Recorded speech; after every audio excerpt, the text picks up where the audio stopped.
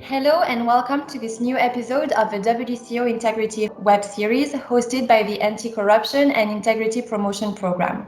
As you know, our purpose here is to invite customs experts from around the world and shed some light on issues relating to integrity in customs.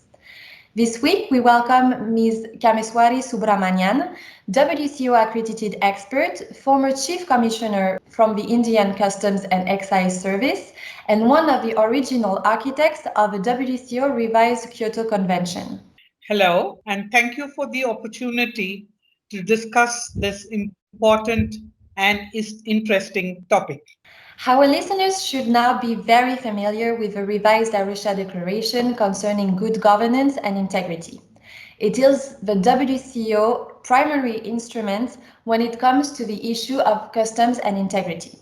It lists 10 key factors based on members' experience as what is important to look at when fighting corruption in customs.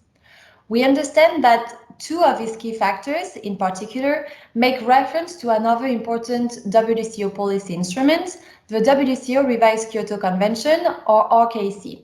Would you please tell us a bit more about that? Yes, certainly. Two specific key factors you mention are the regulatory framework and reform and modernization. I will quickly read what the declaration actually says about them. Regarding regulatory framework, it says customs laws, regulations, administrative guidelines, and procedures should be harmonized and simplified to the greatest possible extent so that customs formalities can proceed without undue burden.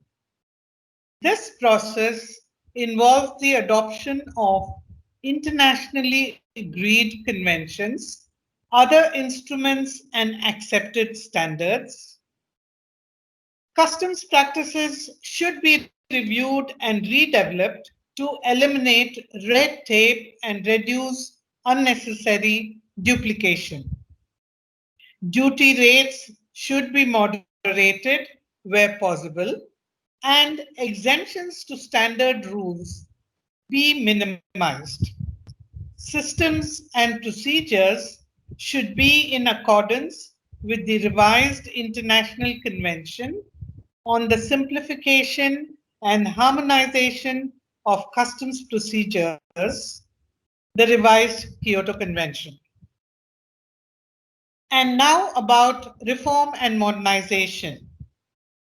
It says corruption typically occurs in situations where outdated and inefficient practices are employed and where clients have an incentive to attempt to avoid slow or burdensome procedures by offering bribes and paying facilitation fees. Customs administrations should reform and modernize their systems and procedures to eliminate any perceived advantages which might be obtained through circumventing official requirements. Such reform and modernization initiatives should be comprehensive in nature and focus on all aspects of customs operations and performance. The revised Kyoto Convention provides a sound reference point for such initiatives. So, as you can see, there are many similarities between them, and they both refer to the WCO Revised Kyoto Convention, or as we briefly call it, RKC. They are linked and often go together. Very often, reform and modernization programs involve the standardization, harmonization, and alignment with international standards. And those international standards themselves provide the framework and the blueprint for which the efficiency of procedures can be found through harmonization and standardization. Therefore, the main difference is that Regulatory framework focuses on harmonization and standardization from a legislation and policy point of view, while reform and modernization refers to efficiency from the implementation point of view. But the two are, of course, very much linked. Since the RKC features quite prominently in both key factors, it would be useful to understand better what exactly it is and how exactly it can assist customs administrations who are looking to improve their response to corruption and promoting integrity. The RKC is the International Convention on the Simplification and Harmonization of Customs Procedures. It is the blueprint for modern and efficient customs procedures in the 21st century.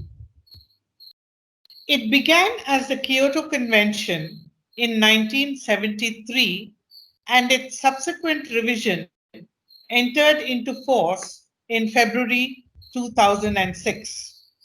For contracting parties, it is a binding convention that promotes trade facilitation and effective controls through its legal provisions that detail the application of simple yet efficient procedures. It is the main trade facilitation convention for customs administrations. The concept of trade facilitation itself is about providing transparency and predictability in customs and trade environment, and is a great deterrent for corruption. Yes, certainly. We have in previous episodes heard about some of the environmental drivers of corruption, and we know that lack of transparency and difficult or complex procedures are often reasons that private sectors and customs officers seek to cut corners or bypass official rules. They also can act as screens for wrongdoers to hide behind, making it difficult to detect corrupt actions. Exactly.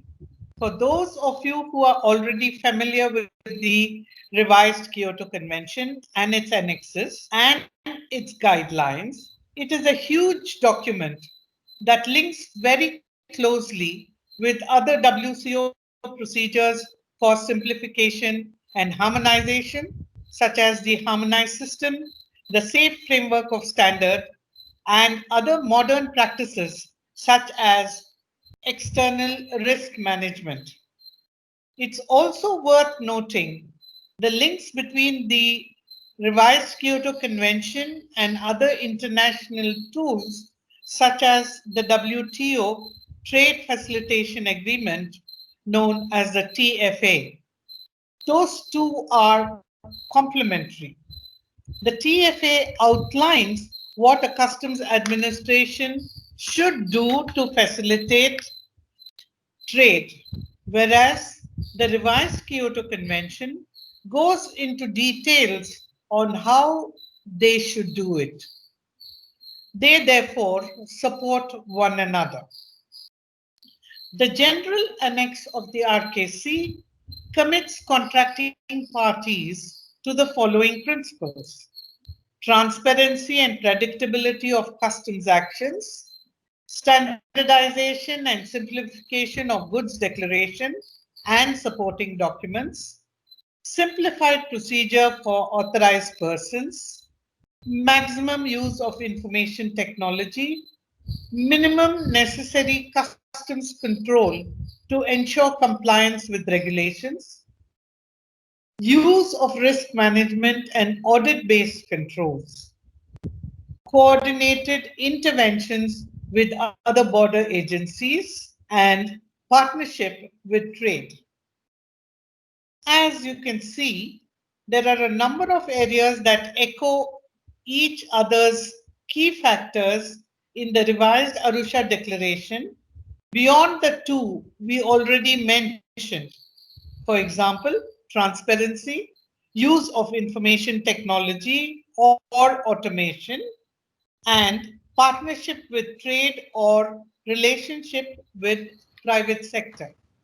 There is indeed a great deal of crossover and interlinkage between the RKC and the revised Arusha Declaration. Now, how can WCO members leverage the RKC in their fight against corruption and promotion of integrity? As mentioned, the Revised Kyoto Convention, its various specific annexes, chapters, and guidelines contain a huge amount of detail as to how customs administration can implement the core principles outlined in the General Annex. You can see here again some of the extent of the overlap between the RKC and the revised Arusha Declaration.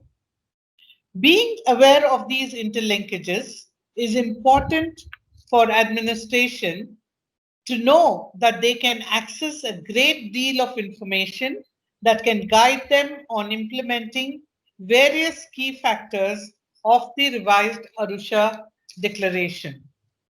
For example, when the declaration mentions the importance of transparency, administrations can refer to the RKC standards on the publication and availability of information.